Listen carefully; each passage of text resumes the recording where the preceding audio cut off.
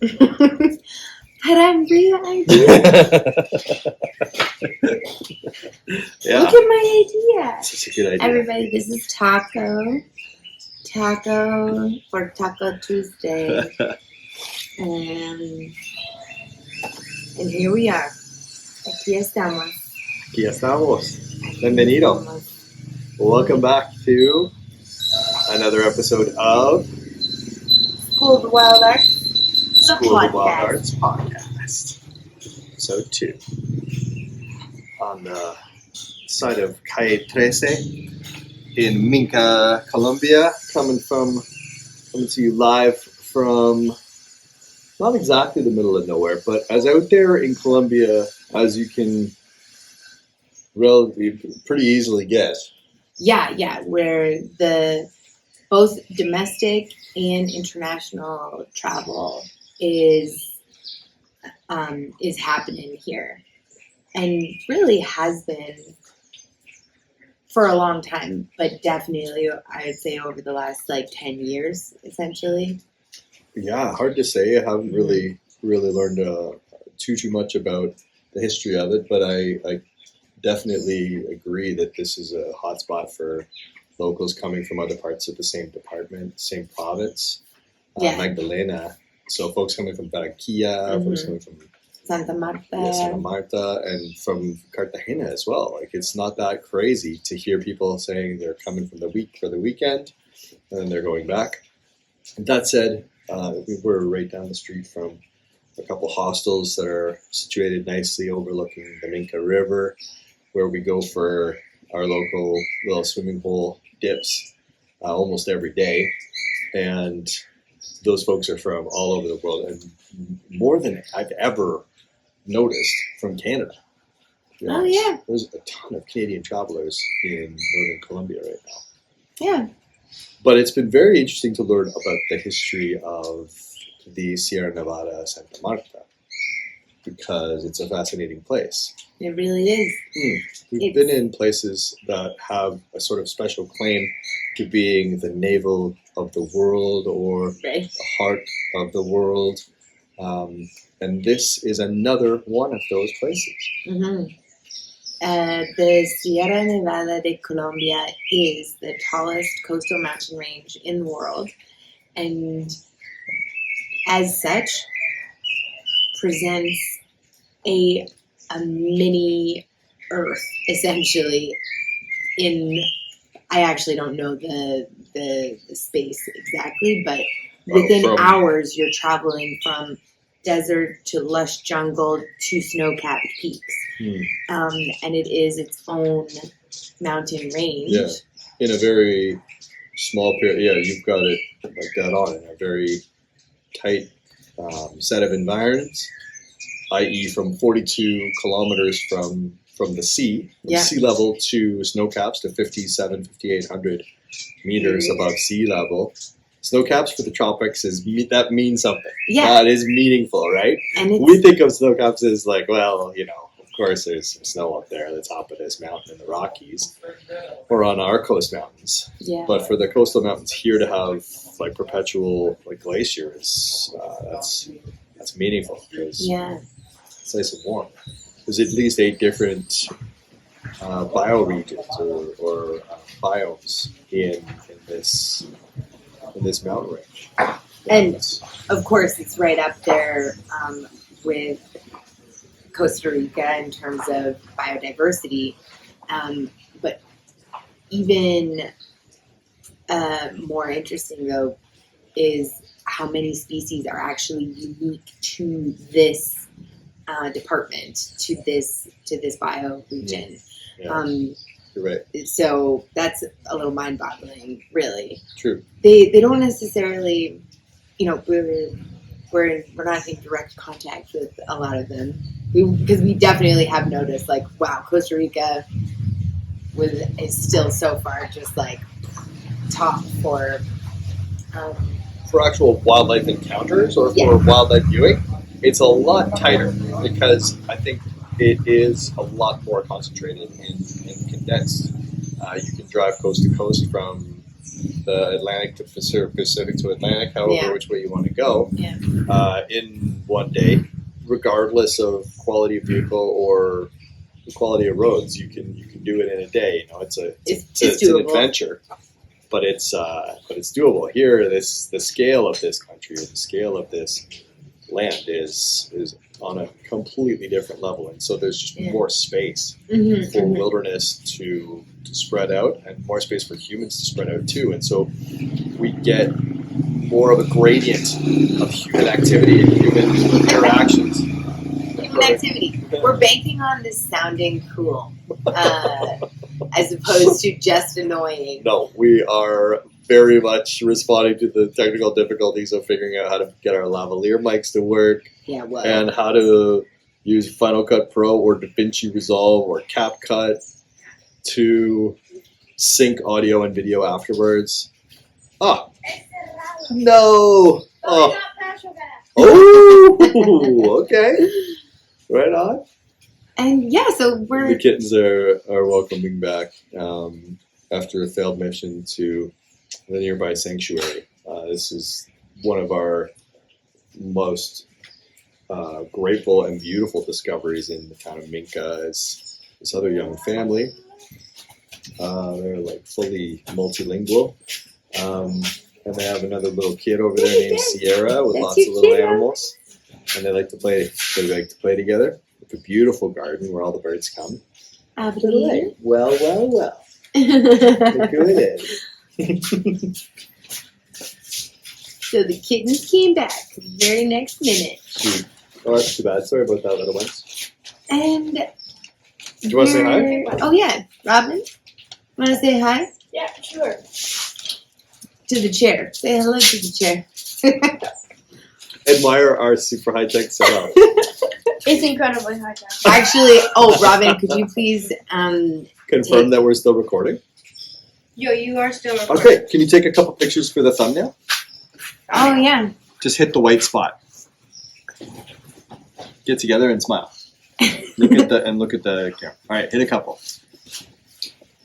Nice. All right, sweet. If you don't mind, we got a Hashtag chocolate bread. Oh.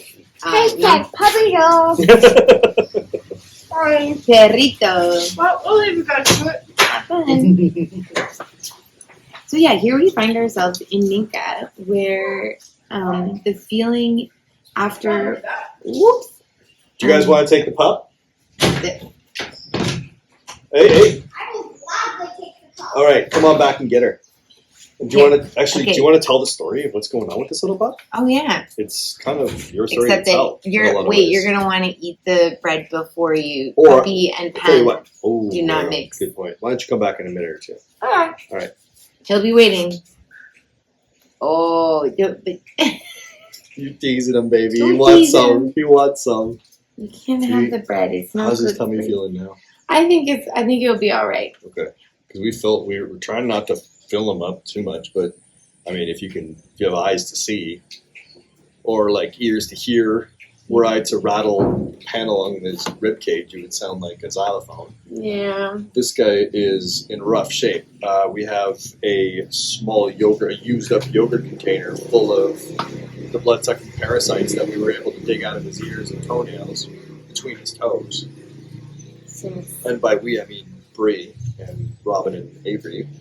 I was along for the ride and adding some helpful first aid information, but these guys had the knack. I exploded a couple and managed to pull one out. Definitely done my time with ticks and people, goodness knows. Yeah. But this little guy was a total champion. Can anybody confirm or deny that dogs have like an instinctual happy place that they go to when they're in extreme discomfort? But somebody's like helping them. Yeah, but maybe? but they know. I've had this experience with animals before. There was a time we were fishing in Lake Temagami, and we found we found a loon, a common loon, in the middle of Lake Temagami, and he was fully entangled in a fisherman's line. Mm-hmm. And it had been cut loose. It was a snag, so he was basically rooted to a spot. Thankfully, still, he wasn't tangled up underwater, because that could have been curtains for the buddy. But he was anchored. Let's put it that way. And this is one of those occasions where you get to appreciate the size of this animal. Yeah. And the preternatural way that it has with you, because its red eye, this one, knew that we were simultaneously like dangerous and discomforting to it, but also it's like one and only hope. And so this thing cooperated fully as we slowly Obi-Wan. untangled it and cut this fit out and removed this piece. And by we were able to totally free him from, well, it's a 50-pound test, it felt like, because we couldn't snap it easily. Thankfully, we all had pocket knives and the time and space to do it. And next thing you know, he was like paddling circles around the canoe.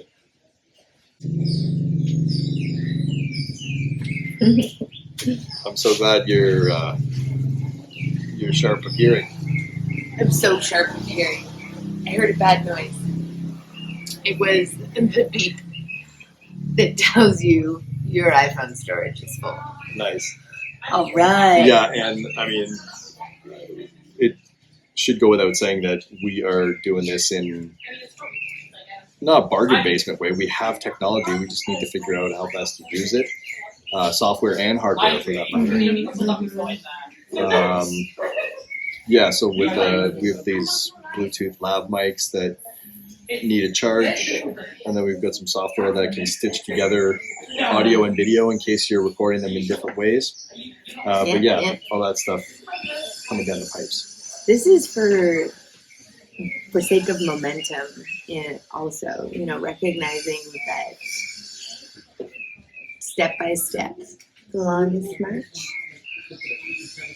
and puppy life is fully interesting. You can go chat to Robin. You can. You know how? Open the slider. Yeah. Well, the other thing was, the puppy. The first one we. Perfect timing. Avery, come tell the story of how we got this dude. Okay. What I'll say though is just to not lose our thread. Mm-hmm. The first episode, in case you're, really trying to catch up on where this story has come from, last week we released on Wednesdays. Last Wednesday's first episode, just audio, was recorded surreptitiously on Briagh's phone. In the console, the cup holder. Yeah, of our rental car, as we were driving from the hairiest wherever, drive. from Toronto back to Peterborough, basically over the holidays. Mm-hmm. And I didn't know what it was going to sound like. Thought it would be like the equivalent of when people say, like, this was recorded. Did you take this in video? A tin can? Yeah, or on a potato. And it was pretty decent, I thought. You could hear the sound of my horn honking at all of the terrible Mississauga and suburban drivers. And Avery made a cameo because at one point you piped up and said, "I'm hungry." But now we'll give you a little bit more of a feature because... Speaking of hungry. Yeah, speaking of hungry, we had a little buddy up here on the scene yesterday who wanted to tell us a couple different things. What's going on with this little buddy? So we've had this little guy, like, 1 day now. And his name is Taco Tuesday, Churro, Caramel, Dulce de Leche, Minca, Cluck.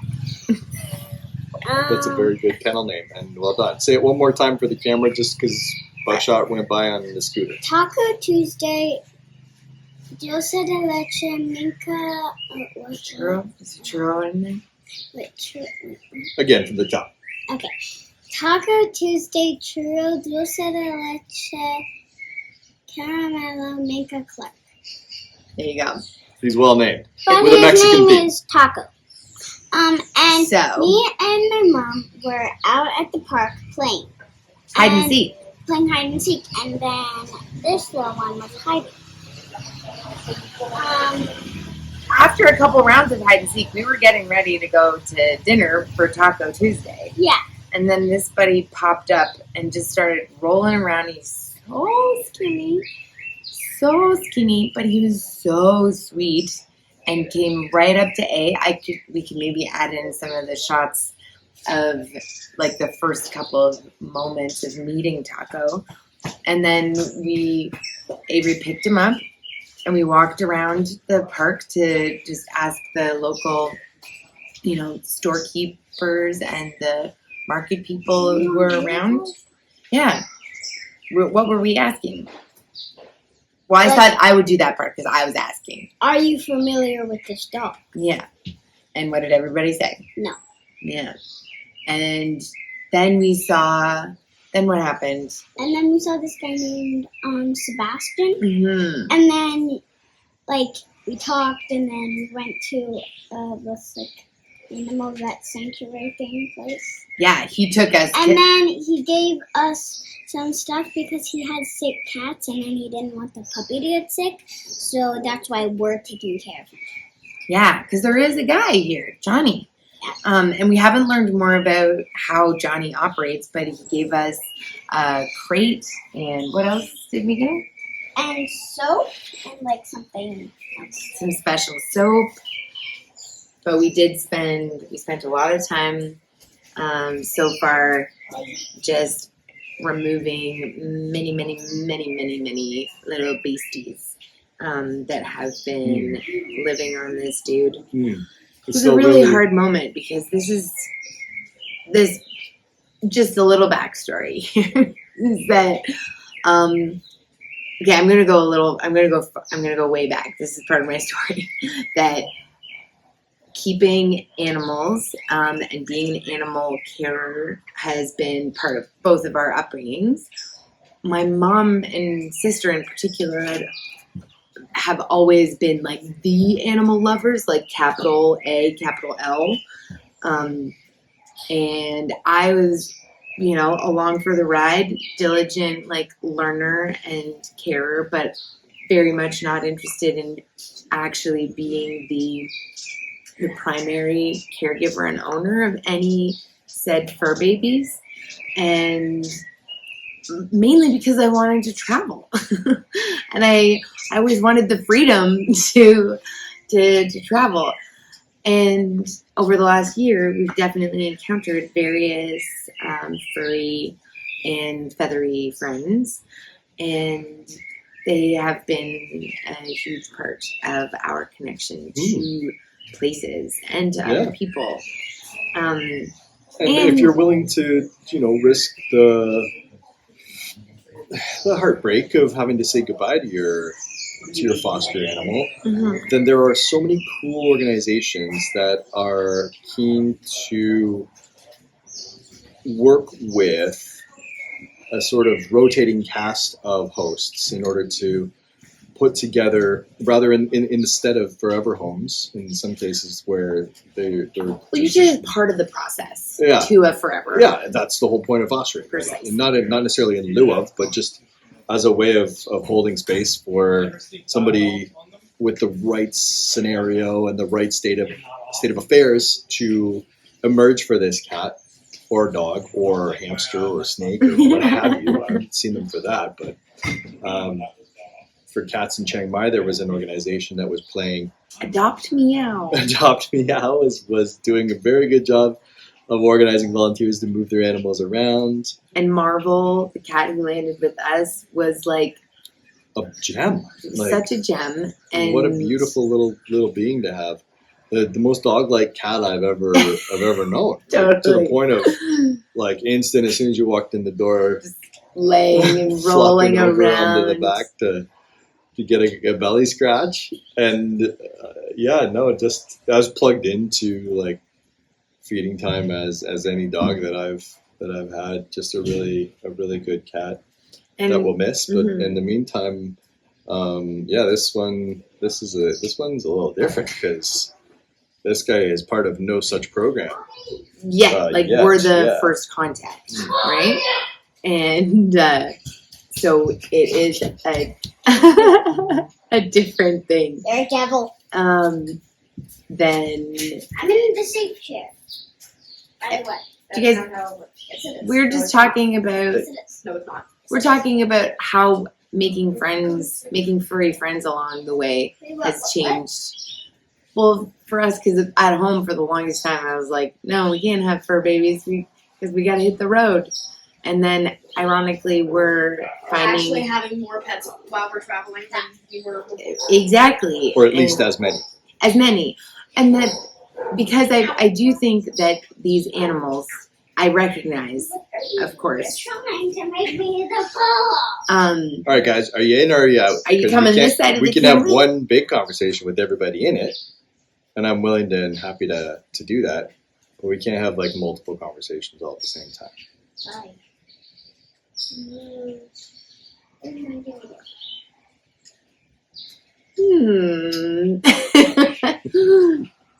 Well, I've recognized. I mean, I can do a little shout out to the True Crew, Sailing Totem. Yeah, Jamie and Bien set a good example of just showing love and concern for the animal population in the countries that they visit. And I think I know that you've continued to sort of touch base with that behavior or that sort of rationale and that example that they set. Yeah. And you've been inspired by that. Yeah, because it's obviously, in this case, you're taking an opportunity to really change this dog's fortune. And based on the responses that I've received from most of my conversations with ChatGPT on this puppy rescue chaos, however he's categorized it, as the words like, lucky puppy rescue chaos, I think is how my AI assistant has categorized this chat. He keeps reiterating, boy, is this little pup ever lucky to have landed in your laps.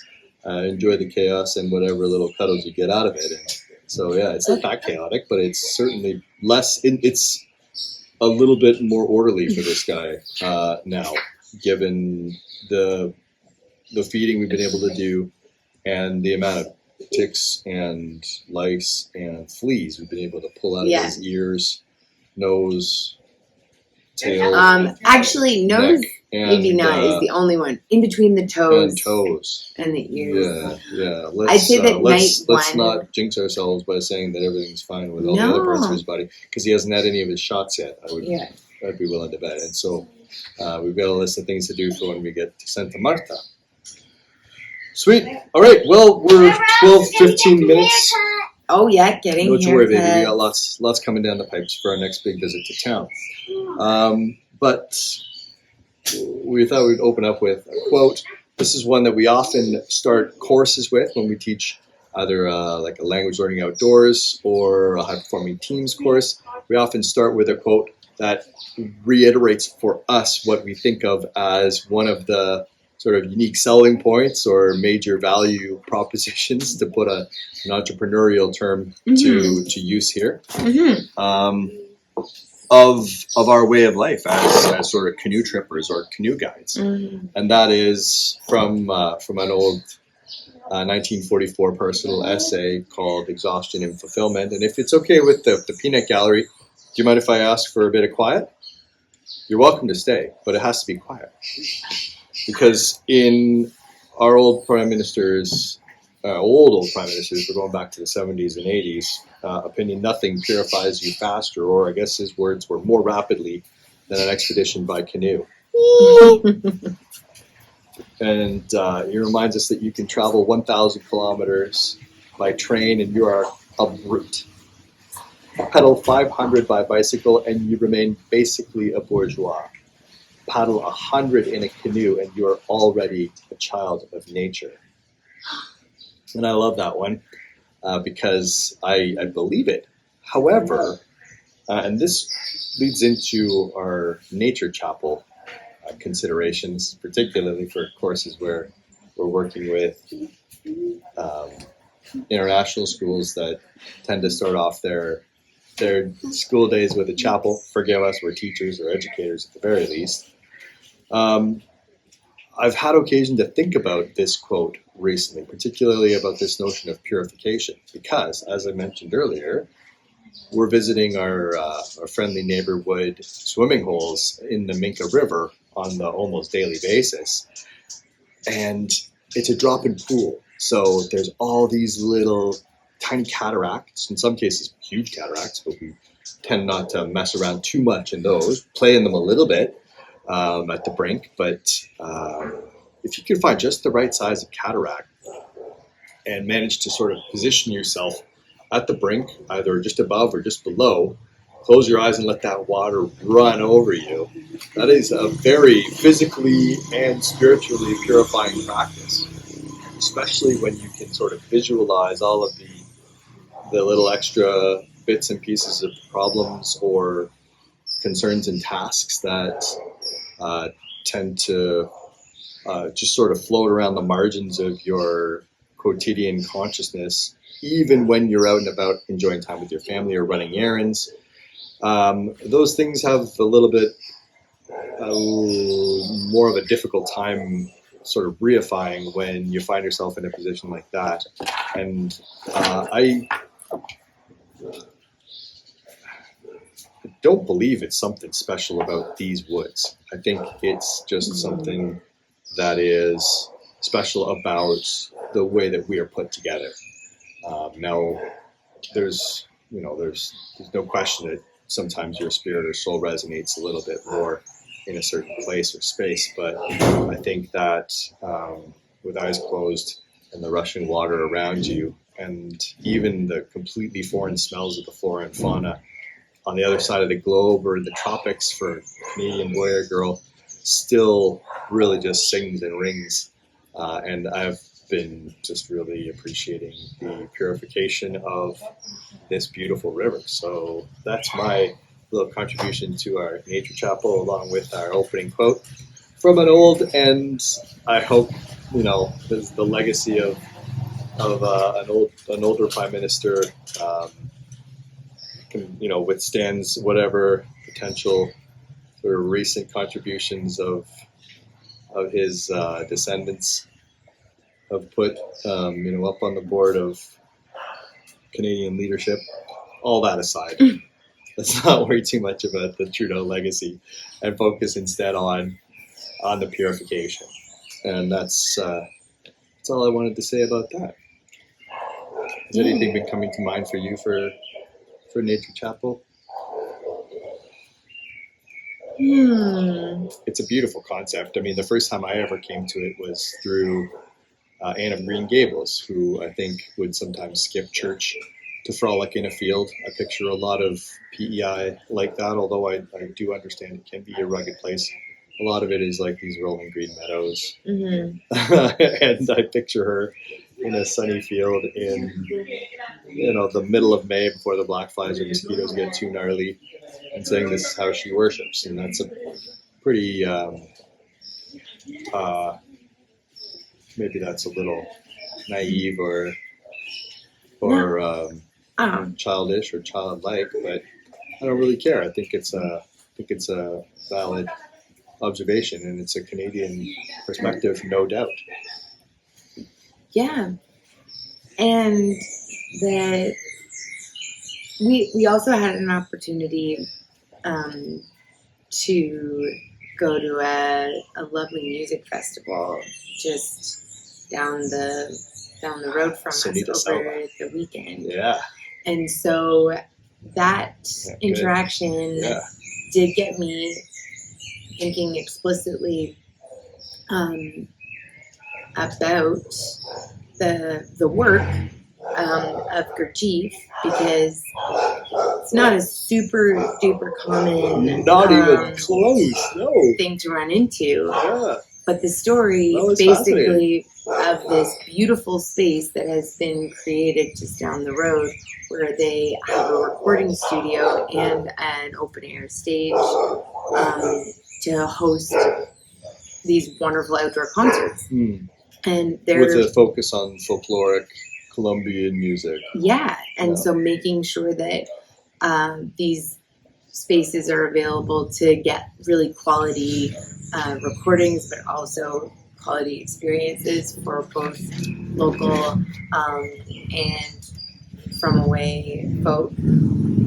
And it was just it was very explicit to have the conversation about how that family came to be here. And he was like, of course you're here because something drew you here, many people find their way through intuition. Yeah, but it's no mistake or accident. Yeah. And and so it's like, oh, okay, just like doing. Of course, that's a part of how we're here, and then for him, their story about crossing paths with I believe it's Moma is the name of the elders, like knowledge keepers of The Kogi people. who are an indigenous tribe to the Santa Marta, to the Sierra Nevada de Santa Marta, and possibly direct descendants. I think, of course, descendants of the Tairona people. In any case, Of the Ciudad Perdida fame.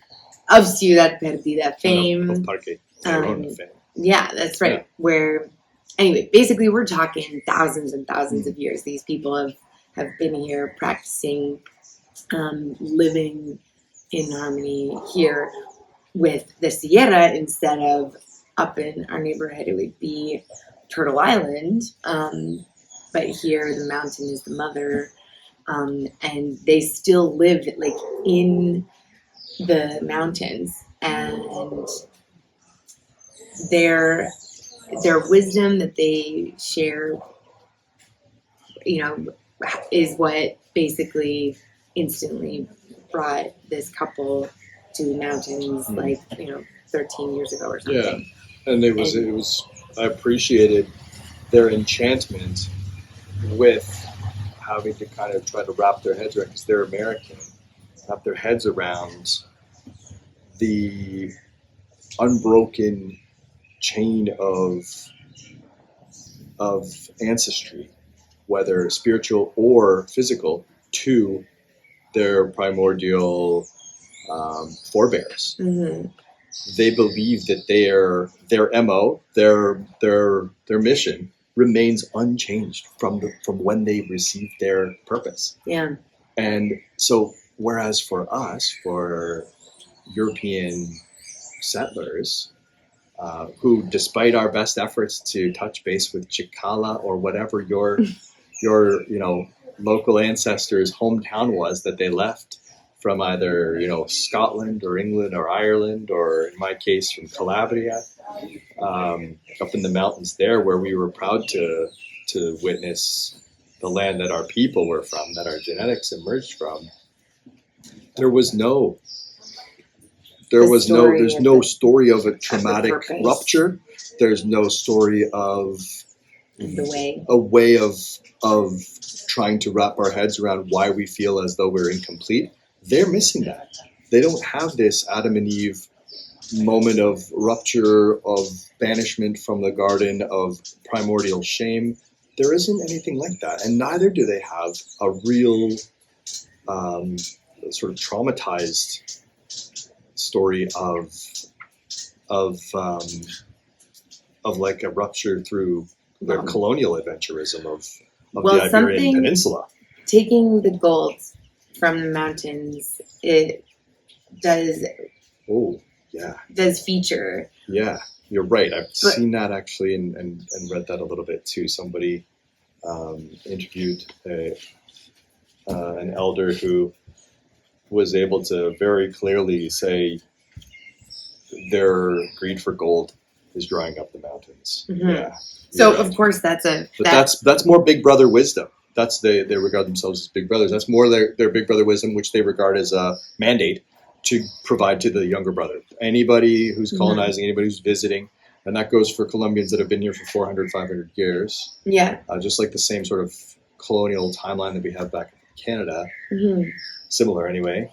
And Santa Marta is one of the oldest colonized parts of South America. Yeah, 1500. Yeah, so we're in a geographic, locale of initial contact.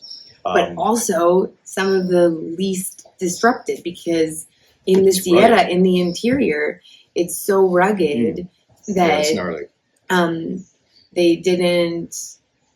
Yeah, it really has not been, according to what we've learned so far. Okay, so we're still still early days. Yeah. It's still early days. But in terms of the sacred and the idea of nature chapel, I just kind of keep getting whacked upside the head a bit with the sacred nature of these. I have micro nature chapels throughout the day at this stage, as opposed to a regular practice where I'm meeting with family or with a tree. So we're, as you can see, as part of this, what we're doing right now is the momentum and the practice of things has not yet like settled, and so we have these ingredients that pop up, but it's impossible not to be aware of the spiritual connection that I do have to the place, and definitely the place. And I think sometimes it's easier for me to acknowledge that to the place and the plants and the non-human animals than it is to create meaningful connection off the bat with people. So yes, we're definitely practicing that meeting with yourself. I just think when you're somewhere that's so full of it, like I'm breathing in and we can breathe deeply here. I'm also really grateful because I think I'm like 99.9% over possibly the worst respiratory thing I've had in like such a long time. Going from living in Chiang Mai, Mai, where our air quality was on a steep trajectory downhill after the rice harvest, and is probably getting worse even now. It would be, yeah. Sorry to say to our friends back there, Unity, I hope you're hanging in, folks. But being somewhere where we notice, like you see the smog and you feel it.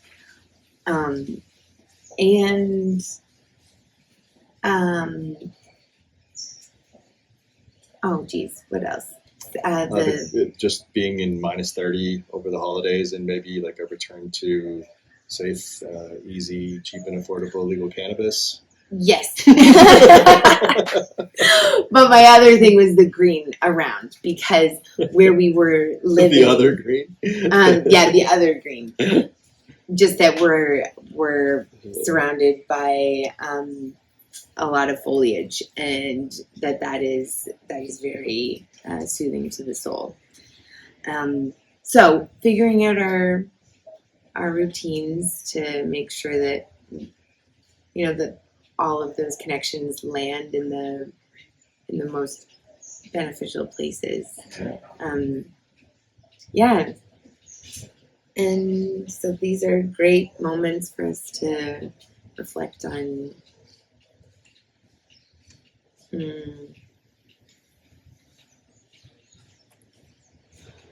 knowing that we do already have. I do mean to get pretty woo-woo, actually. I think it's almost because we're because you say like, oh, it's naive and childish. I'm like, then we're on the right track. Because that is a big part of your purpose in life, I think, is to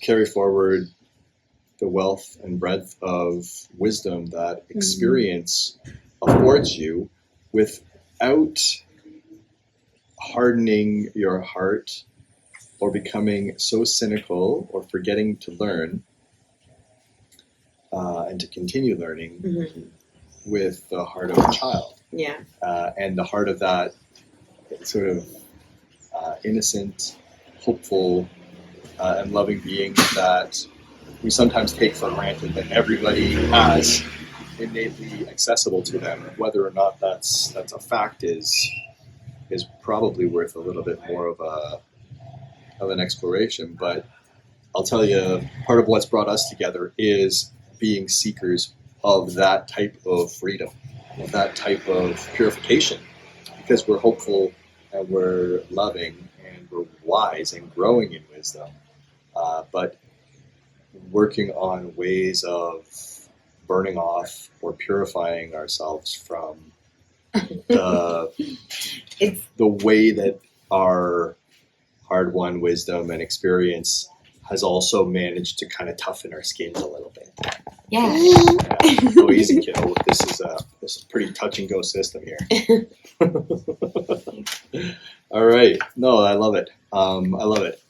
I thought when you were bringing up Sunita Selva that you were going to refer to the dance too, because we listened to three or four different performers.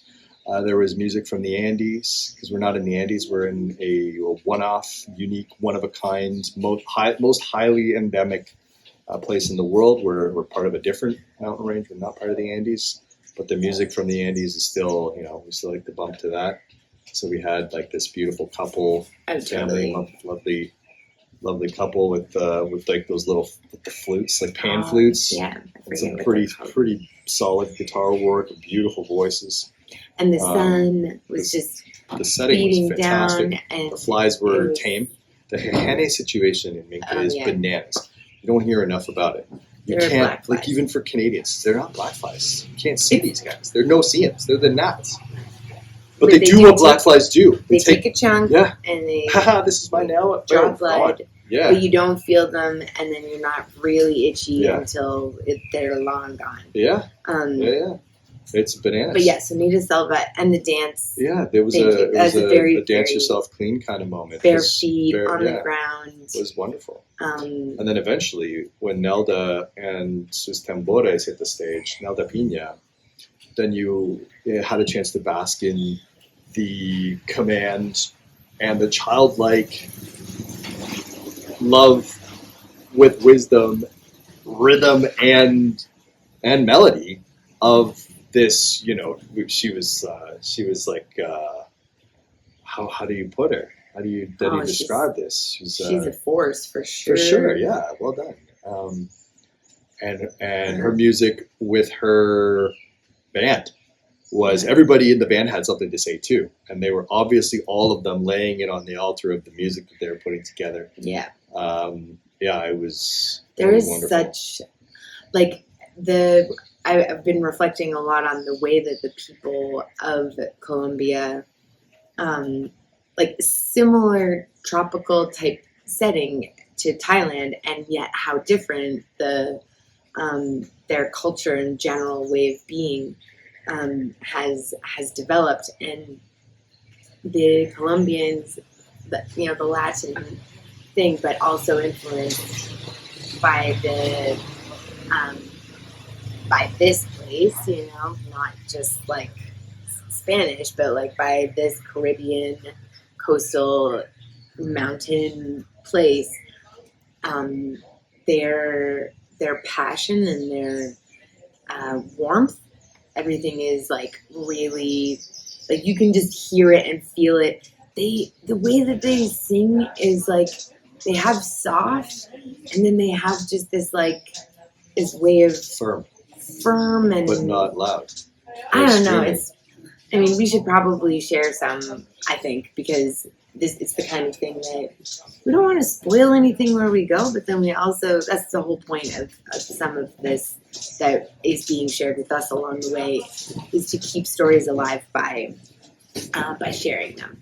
And so making it possible for Nelda Piña y sus tambores, and she's 78 years old, make it possible for them to keep performing and recording so that there is a canon and a culture moving forward. The cool thing is too that it's already been remixed like a bunch of times, so by a younger generation of Colombians also. Oh yeah. Because everybody was there at this music festival. Yeah. And her gravitas and magnetism is undeniable. Yeah. And so she is a massive influence on her inheritors are people from everywhere of every age. Yeah. And they're gonna want to do something with it, whether it's with the original primary source or with their own interpretations. And so you're right. There's cumbia, and there's electro remixes, palenque mixes. It's pretty sweet, man. And Yeah.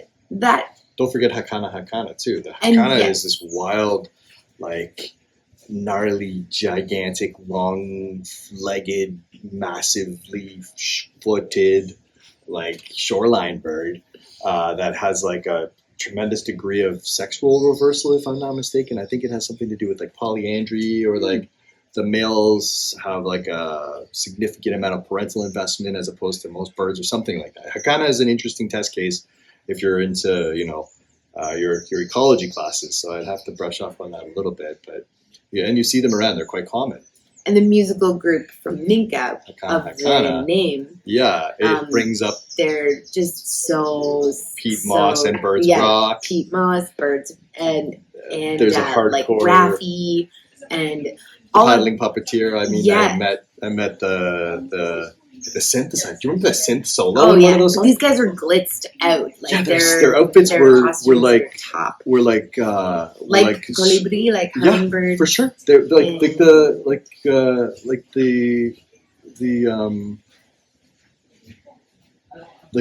that hummingbird right over there. Yeah, Exactly. yeah.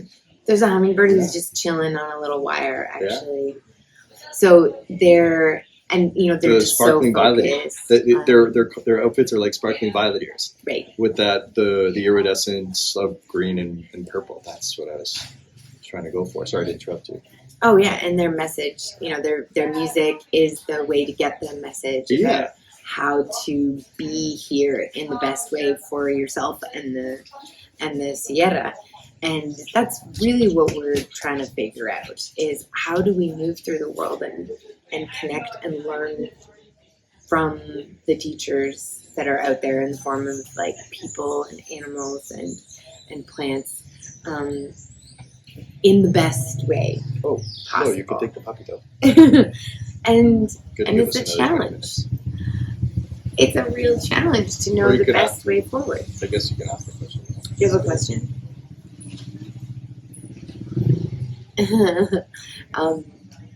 Then, interesting. That has nothing to Thank do you with very much. I don't think it has anything to do with you. um, When did anybody say it was going to be fair? life is not fair. Take the pup. Somebody's got to watch him. Well, he's like, Okay, so I love where you were, and I'll pick back up on that because you're trying to learn from where you're at. And that isn't just about learning about the Titi Capesi Blanco, Mono Titi Capesi Blanco, like that Titi. It's not just about learning about the species and the wildlife and the plants and animals. It's also the people. And lately, one of our health hustles has made me feel a little bit more confident and competent being up in the mountains. Something that I've often observed, and that is sort of a classic observation when you find yourself as a Canadian or as an American traveling to high alpine places. I know the first chance I had to experience this was in Nepal, of just young men and women from like Gurkha or Sherpa areas who, with footwear that you would take to the beach and a load many times magnified beyond what you are currently carrying on your back if you're on like a multi-day and a Annapurna trek or a base camp trek to Everest, and nevertheless are making much quicker work of it without breaking a sweat or huffing and puffing. Their feet don't look to be made of lead. It's just about being in the hills and being from the hills and knowing that if you want to go next door and play with your friends, or get your football back because it went overboard, and or get a drink of water because you're thirsty. yeah, you're traversing thousands of meters a day at elevation, and that's just where you're from. And so we take that for granted, being from basically sea level, like we're from the Great Lakes. Near there, where all of our water drains into the Great Lakes, and that drains pretty slowly into the sea, so we're not that high. So we are not mountain folk, strictly so speaking. Maybe a billion years ago, the Canadian Shield was one of the most formidable mountain ranges that this planet has ever seen. But the steady erosion of time through wind and water has changed the landscape, let's say, quite a bit. And that's what makes it such wonderful canoe tripping territory. A little different when we're up here, considering what if we're going to rent this apartment that's 20 minutes out of town and the trail goes straight up. Yeah. But the health hustle that we've been on lately has been making sure that we have got water. Drinking water. Yeah, so either visiting a local filter tap or doing like the locals mostly do, which is, I think they're called pacas. You get a paca of agua, and that means it's water in bags that's been treated down in Santa Marta, and then turns into great weightlifting, a conscious, honestly, it's the kind of activity that I feel like it comes back to like the juicer activity too, like the juicer bicycle. And the joys.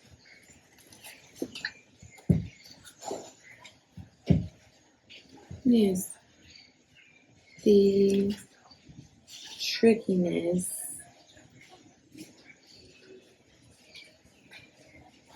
I'm not sure. Where were we? Well, we were in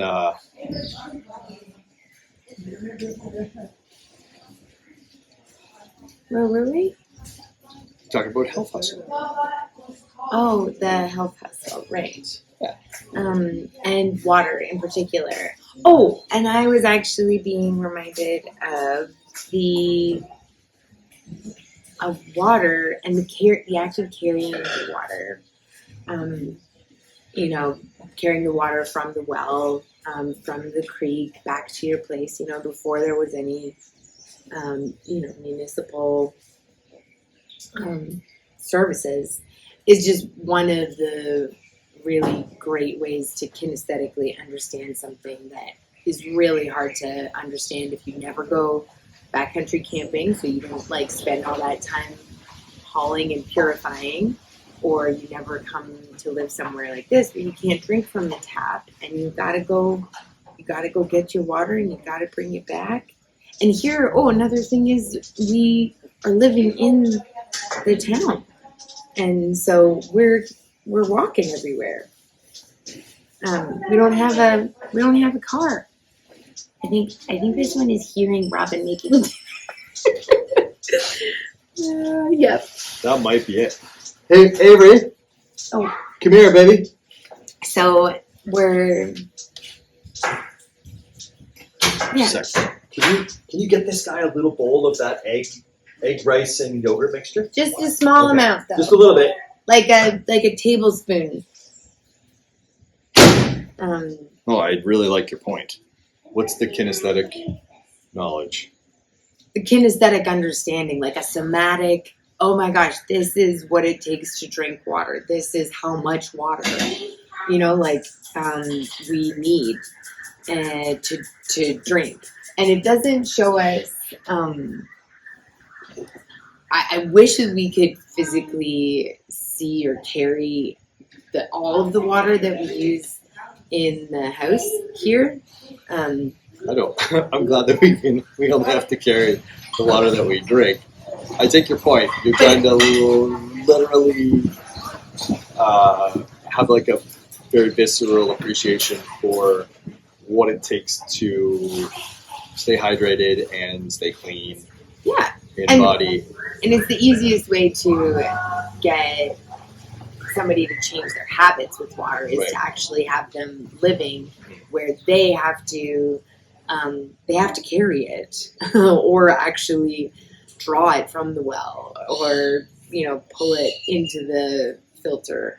Then their body understands how much they're using and why you need to not use soap as much as you have a habit of.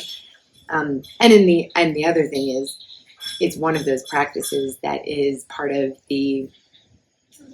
It's not always part of a blue zone, but it's the kind of thing where carrying something mindfully at elevation seems to lead to longer lived it's true individuals in the various places that you'll find people living in 100 some odd years. For sure. And I see one of them here. There's a blue zone dude. Oh, yeah, folks.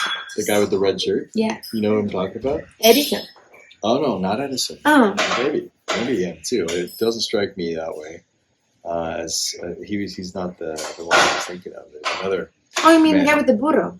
Not even him. No, he's making the burro do the work. And there's another man. Young old man. Very stylish. Oh. He's got the very slick white, like little man bun in the back. Big red shirt. Yes. Yeah, it's super styling red shirt. I know who you're talking about. He always wears the rubber boots. I think maybe. Yeah. He's usually running laps, like just doing deliveries. Yeah. Never stops. I saw him sitting, having a coffee in the evening a couple days ago, and I thought, holy smokes, wow. It's rare to see him not on the go. Yeah. He must be in his 80s. No, you never know how hard somebody's lived either. Sometimes that'll age. Yeah. What? You might have just put your foot in your mouth. Yeah, sorry buddy. I hope he doesn't listen to this one. The mindful practice of like moving for your body. Yeah. So where it has double, it's like firewood. You know, it's the firewood. It helps you. It warms you up like 3 times. And beyond warming you, it just keeps you. It keeps you needing your body and understanding, and your gratitude is just like putting water back into your work is gratifying. Yeah. Ooh, big frog. That's one of those big. Oh, he lives right there. Yeah, no kidding. Oh my gosh, this guy's like yay big. That's like the place that a toad would live. Yeah. In an 80s, very taupe inspired, like a British hand illustrated. Beatrix Potter style. Well, I was after that, like even I was just going back to my childhood. But you're right, Mr. Toad would be in a little toad hole like that. Yeah. That was beautiful. If we get a chance, we can take you over there and have a look. Yeah. But we'd have to dismantle you from the chair. No, I think the way that you're set up is pretty sweet right now. I mean, okay, the other thing is, lately we've been doing workouts with kettlebells. Traveling with the kettlebell? Just doesn't make sense, but traveling with a big bottle of water is starting to make a ton of sense. And then when you fill that up, so you got 6 kilograms. 6 liters of water is 6 kilograms. The water is a handy conversion for those types of volumes and masses. Then that's a pretty decent little weight to work with. Yeah. Yeah, and so your grip gets stronger. Your legs are stronger because you're carrying them. You get your balance, kind of put your spine a little bit more nice centered, and posture becomes that much more important. And then if you're missing something that you want to rep, a couple sets of 15 kilograms in the morning never hurt anybody. These 3. Well, it totally could, but if you if you do it mindfully, like a kettlebell, like swinging them around. Yeah, you could do it well. So nice, right on. I like how this is developing. We've got some inspiration from the way that we build our courses, with a focus on the literature and the sort of cultural heritage of people that elevate, exploring the land and learning on the land, from the land. And then elevating that almost to a status of worship or appreciation or awe. But then never forgetting that at the end of the day, it's a physical. You're having, you're a spirit having a physical experience just as much as you're a body having a spiritual experience, and it's hard to know whether the chicken or the egg, which one's the chicken or the egg, But that's a beautiful reminder that wild places and natural spaces are excellent. Vectors for improving your understanding in these forever endeavors. Yeah. Because I like the idea when you're living in the sticks in central Ontario or northern Ontario, cutting firewood, just as much as learning the flora and fauna and the natural history is a forever endeavor. It never ends. You got to keep cutting seasons ahead so you can season it. And so it's wonderful to add. Well, we're taking a break on the firewood situation this year again, but we've certainly added other forms of labor to our daily work to do a little callback to the work. Speaking of, so that's a good little bit of health hustle too. Yeah, health hustle wrapped into the nature chapel, the sacredness of everything, and it sort of explains and helps to inform how we travel, because I think that it acknowledges how we can learn. Like, we know what we do for people is provide containers with friction for them to actually, there's like a safe space, but we're pushing them.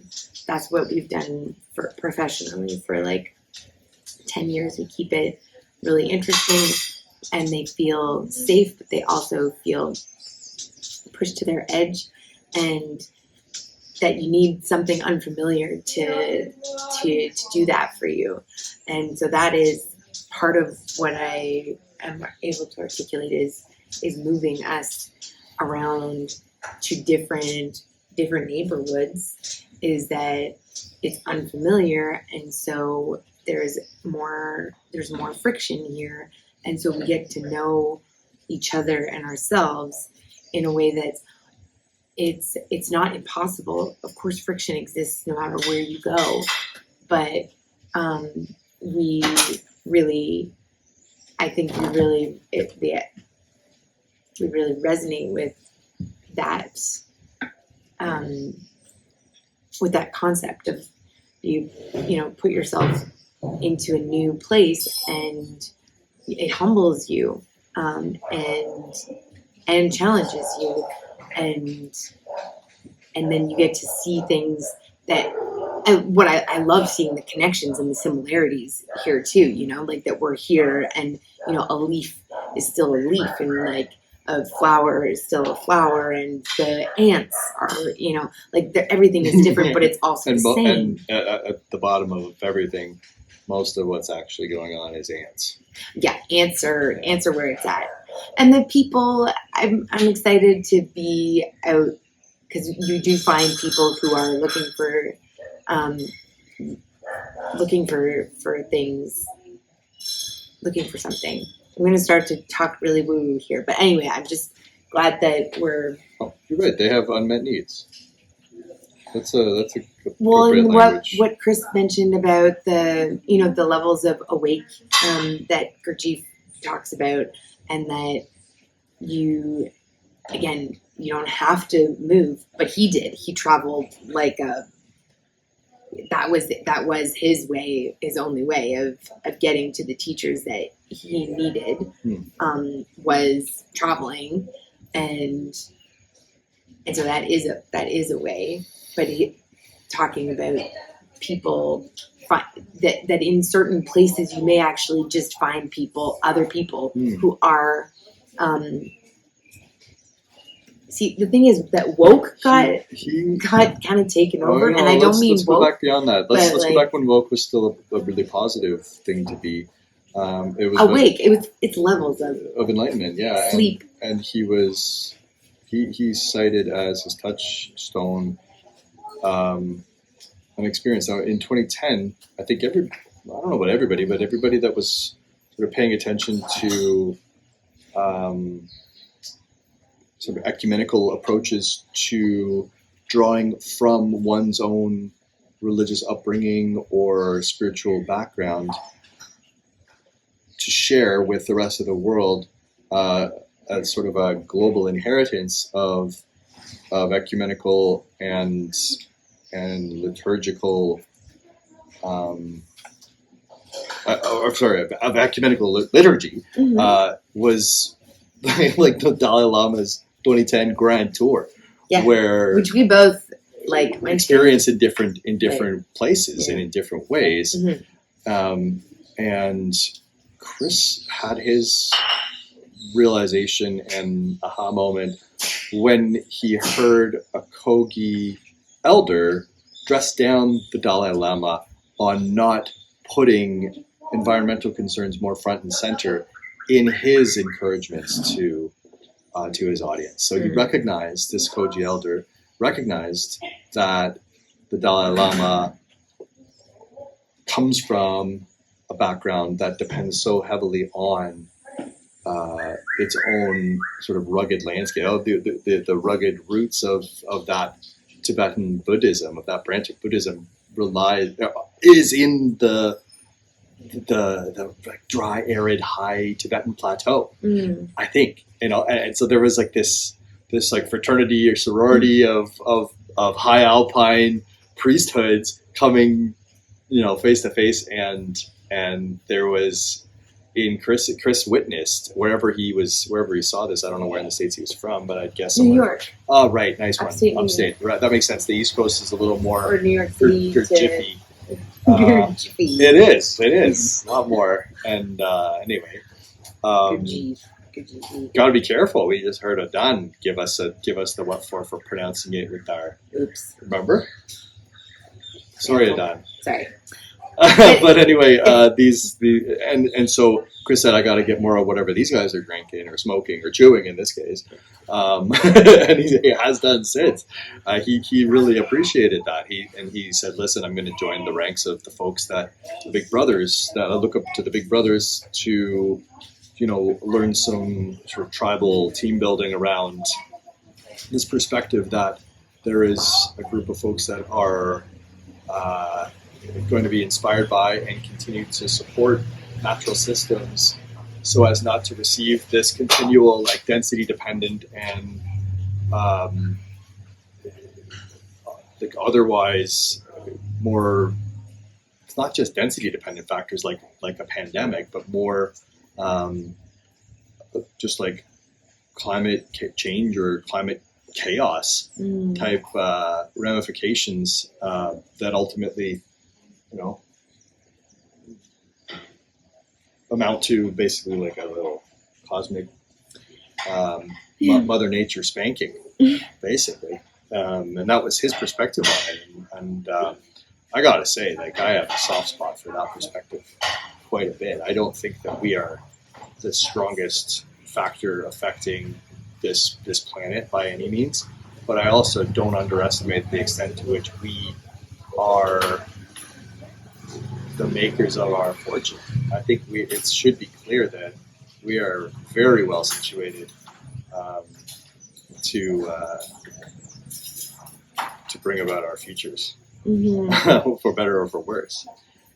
And so we've put in our lot with the folks that believe it is important to look to nature, to turn to it, to familiarize ourselves with skills that have a tradition that go back to hunter-gatherer people or folks that are inspired by those traditions, in order to be able to rely on ourselves in situations where we are doing recreationally what we love doing, and to have the peace of mind that should push come to shove. Or should we decide to make a place like this our home for a longer run, then we have a couple tricks up our sleeve. I suppose. I think I was getting a little bit more romantically, like, the purpose thing of, like, there's a lot of function that comes with closer connections to, like, when you just live much closer to your food and water sources, and the stories of how they got from source to table. Yeah, and I don't know. To be continued. Okay.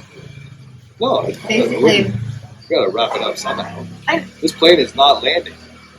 No, but But I think it is in that we're.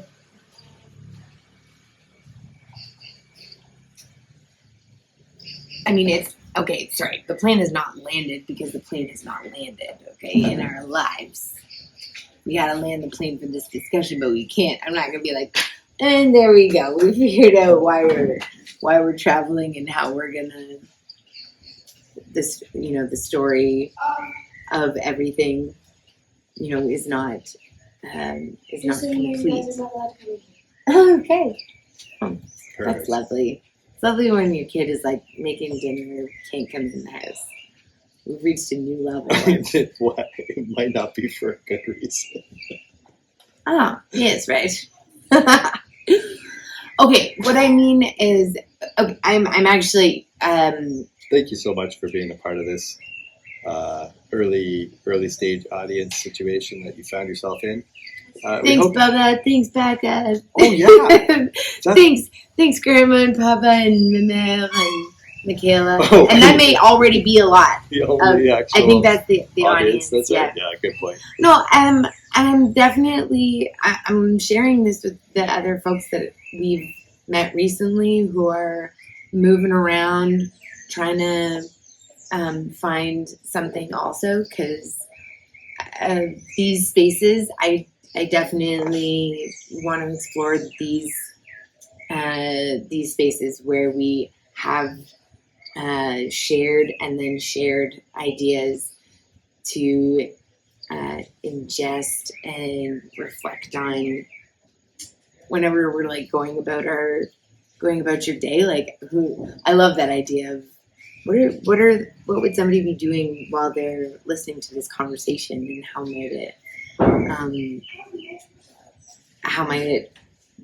it change the way they were thinking that day, or they're filling a glass of water and they pause differently, or they the sun catches their eye through the leaves or something, and makes them think of a warm hug from me, and the smallness and bigness of everything. I think that it's not really coincidental. Obviously, Gurdjieff must be making the rounds more, because it's not the first time that it's come up in the last bit. For good reason, I think, because there is something about I love that it's called the work, and that very much of it is like, no, I can't tell you, I can't tell you what to believe. There are these things and these motions that you can go through, and so there's some actual physical, routines prescribed by some of Gurdjieff's disciples. But just that idea, at my super novice, okay, that's the other thing, just to mention, like super superficially novice interaction with Gurdjieff, and yet I think that whatever power an idea has, you can thank the source to a point, and then you can also just recognize that if it's shaking things up in yourself to clarify, that it's your own thing anyway. Like every faith and story is like that, really. So this idea of these, because skills busters is another part of what we're going to eventually talk about here, and the skills busters component or segment is similar to the Forever Endeavors. Like it's part of the same thing where we're developing these reflective manual practice skills with a physical manifestation, like with a physical component to it, Mm-hmm. something that you slowly get better and better at through. But that's not your like daily just experience. to sustain your body in case of an apocalypse. This is like also is the way That humans to maintain connect. purpose. Yeah, That with humans the maintain magic. function. and it's magical. And I think that when I just think meaningful movement, it's always there. Everything is always there. And so it's about what can you do to your like silly monkey brain and your body so that you can feel and experience and see and know the things that you know, but that for the most part, the stories that we tell ourselves. Oh no, you're on it, man. Prevent us from knowing that we know. Yeah. So we need these practices. And I don't know how much we need the reflection, but I think it's a fun part of the human experience.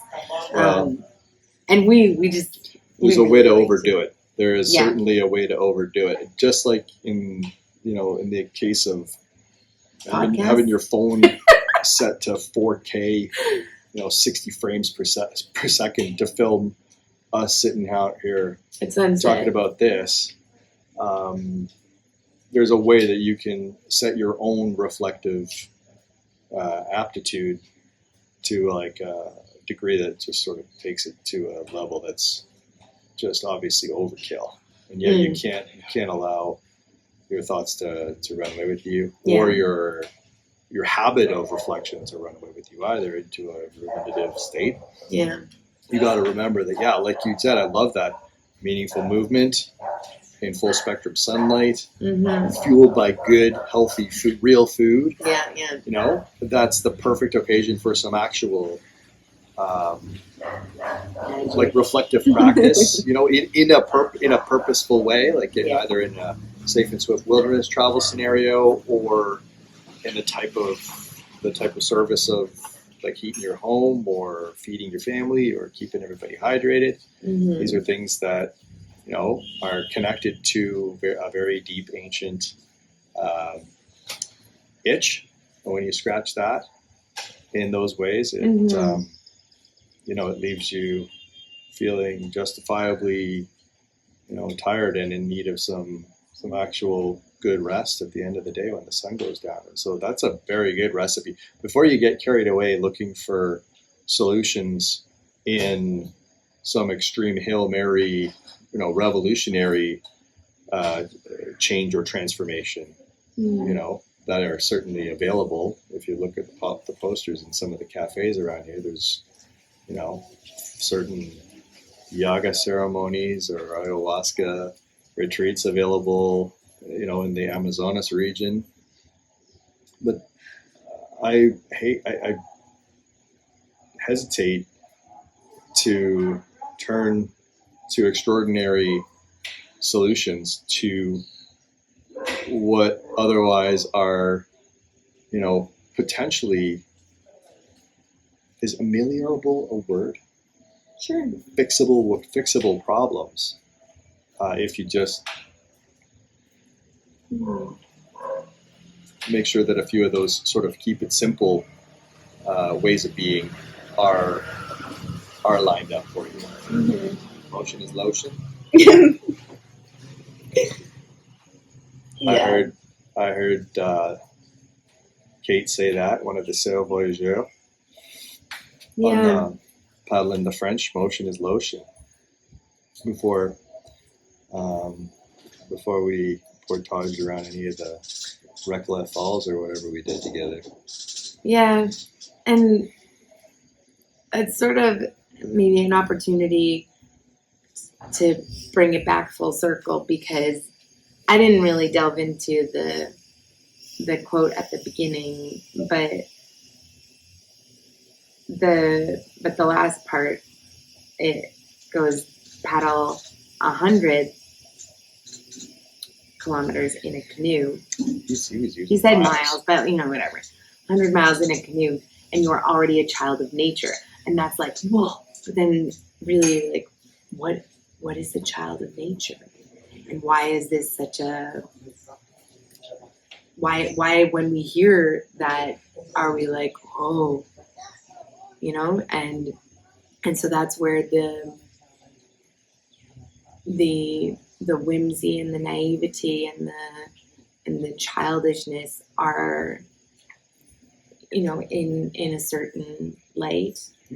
They're elevated, The esteemed. yeah, and so with that, That's a good way to land the plane, I think, there, Hoskins. yeah, Really. exhaustion and fulfillment is really what The we ascetic seek. in the canoe. Well put. All right. I'll take that. Adios. Be good, be kind, be smart, and learn something.